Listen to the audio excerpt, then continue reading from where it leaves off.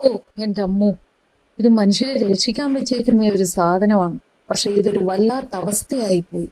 ഇങ്ങനെ പാടില്ലായിരുന്നു. എന്റെ ബ്രെയിനും എന്റെ നട്ടെല്ലും ഒരു പരുവമായി. യാത്ര ചെയ്തു കഴിഞ്ഞാല് ഒരു 15 മിനിറ്റ് നേരത്തേക്ക് ബ്രെയിൻ വൈബ്രേറ്റ് ചെയ്യുകയാണ്. ഇതാണ് ഹമ്പ്.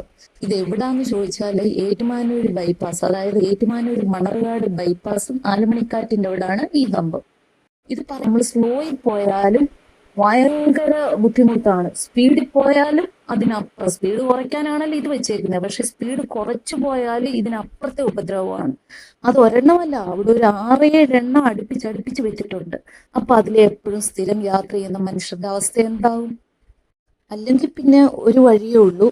ഇത് ഓരോ ഹമ്പാകുന്നതിന്റെ സമയത്ത് നമ്മൾ ഇറങ്ങിയേച്ച് ഉന്തി അങ്ങനെ 7 സ്ഥലം കഴിയുന്നിടം വരെ ഉന്തിക്കൊണ്ട് പോവാം. അങ്ങനെയാണെങ്കിൽ കുഴപ്പമില്ല.